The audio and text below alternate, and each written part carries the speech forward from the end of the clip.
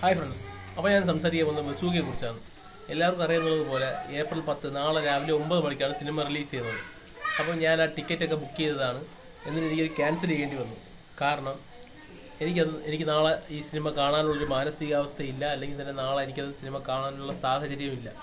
അതുകൊണ്ട് ഞാൻ ഈ സിനിമ കാണുന്നില്ല. അപ്പോൾ നിങ്ങൾ വിചാരിക്കും ഞാനിപ്പം മമ്മൂട്ടിയുടെ സിനിമ അഭിപ്രായം അറിഞ്ഞിട്ട് പോകാൻ വേണ്ടി കാത്തിരിക്കുന്നതെന്ന് നിങ്ങൾ പറയുക. സൈഡിൽ ഞാൻ ടിക്കറ്റ് ക്യാൻസൽ ചെയ്തതിൻ്റെ ഇതിട്ടിരിക്കാം. ടിക്കറ്റ് ക്യാൻസൽ ചെയ്യേണ്ടി വന്നതാണ്. കാരണം അത് എനിക്ക് ഏറ്റവും പ്രിയപ്പെട്ട ഒരാൾ നമ്മളെ വിട്ട് പോകുമ്പോഴത്തേക്ക് നമുക്ക് അങ്ങനെയുള്ളൊരു സാഹചര്യമല്ല. അങ്ങനൊരു സാഹചര്യത്തിൽ നമുക്കതൊന്നും കാണാൻ പറ്റില്ല. അപ്പോൾ അതുകൊണ്ട് തന്നെ ഈ സിനിമയുടെ ടിക്കറ്റ് ഞാൻ ക്യാൻസൽ ചെയ്തു. അപ്പം എനിക്കത് കാണാൻ പോകാൻ സാധിക്കില്ല. പക്ഷേ എനിക്ക് ഏറ്റവും കാണണമെന്ന് ആഗ്രഹപ്പെട്ട ഒരു സിനിമയായിരുന്നു ബസൂക്ക എന്ന് പറഞ്ഞത്. പക്ഷേ എനിക്കത് കാണാൻ സാധിക്കില്ല. അത് മാത്രവുമല്ല, ഈ സിനിമ നിങ്ങൾ ആരെങ്കിലും ഇതിനകത്ത് കമൻ്റ് ഇടുന്ന ആരെങ്കിലും നാളെ കാണാൻ പോകുന്നുണ്ടെങ്കിൽ എനിക്കിതിനകത്ത് കമൻ്റ് ഇടണം. ആർക്കെങ്കിലും അതിൻ്റെ റിവ്യൂ പറയാൻ താല്പര്യമുണ്ടെങ്കിൽ ഞാൻ ഒരു കോൾ വിളിക്കുകയും അവർക്ക് എൻ്റെ അടുത്ത് അതിനെക്കുറിച്ച് സിനിമയെക്കുറിച്ചുള്ള അഭിപ്രായം പറയുകയും ഞാൻ അവരുടെ അടുത്ത് അതിനെക്കുറിച്ചുള്ള ചോദ്യങ്ങൾ ചോദിക്കുകയും ചെയ്യും.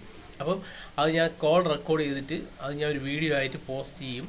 അപ്പം ആർക്കെങ്കിലും ഈ സിനിമ രാവിലെ 9 മണിക്ക് കാണാൻ പോകുന്ന ആരെങ്കിലും ഉണ്ടെങ്കിൽ ഒന്ന് കമൻറ്റ് ചെയ്യണം. അങ്ങനെ പറയാൻ താല്പര്യമുള്ള ആരെങ്കിലും ഉണ്ടെങ്കിൽ.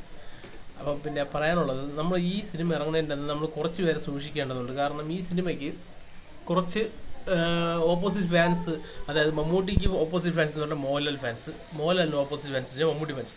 അതുപോലെ മോഹൻലാൽ ഫാൻസിലെ കുറച്ച് പേര് ഈ സിനിമ കാണാൻ കയറും.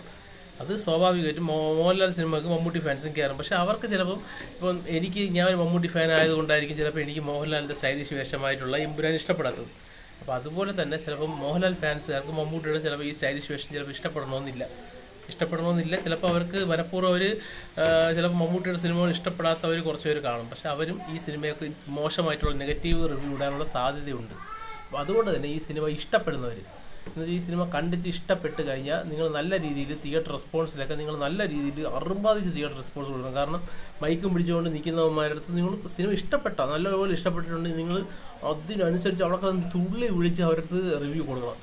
അതാണ് എനിക്ക് പറയാനുള്ളത്. കാരണം എങ്കിൽ മാത്രമേ ഇത് നല്ല രീതിയിൽ റെസ്പോൺസ് മൊത്തം യൂട്യൂബിലും ഇതെല്ലാം കണ്ടാൽ മാത്രമേ ഫാമിലി ഓഡിയൻസും എല്ലാ സിനിമയ്ക്ക് ഏറ്റെടുക്കുകയുള്ളൂ. അപ്പോൾ നിങ്ങളെല്ലാവരും നല്ല രീതിയിൽ സിനിമ കണ്ടതിന് ശേഷം തിയേറ്റർ റെസ്പോൺസ് നല്ല രീതിയിൽ കൊടുക്കണം. അതിപ്പോൾ ഏത് സിനിമയാണെങ്കിലും നമുക്കിപ്പോൾ ആ സിനിമ രക്ഷപ്പെടണമെങ്കിൽ ഇങ്ങനെയുള്ള മൗത്ത് പബ്ലിസിറ്റിയിലൂടെ മാത്രമേ രക്ഷപ്പെടാനുള്ള സാധ്യതയുള്ളൂ.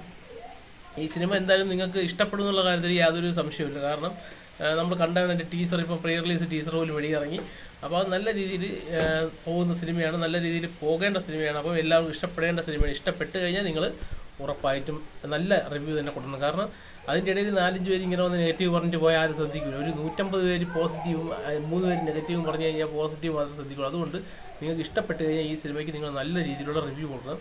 അപ്പോൾ എല്ലാവരും പറഞ്ഞതുപോലെ എനിക്ക് ഈ സിനിമയ്ക്ക് പോകാൻ പറ്റില്ല. ആർക്കെങ്കിലും ഇതിൽ റിവ്യൂ പറയാൻ കോൾ റെക്കോർഡിങ്ങിലൂടെങ്കിലും ആണെങ്കിൽ അവരുടെ ഫോട്ടോ വാട്സപ്പ് ചെയ്ത് തന്നാലും കുഴപ്പമില്ല. എനിക്ക് ഞാൻ അതിൻ്റെ സൈഡിൽ അവരുടെ പേരും പോസ്റ്റ് ചെയ്യും. അങ്ങനെ ആർക്കെങ്കിലും താല്പര്യം ഉണ്ടെങ്കിൽ അവർ ഇതിൻ്റെ താഴെ കമൻറ്റ് ബോക്സിലിടാം.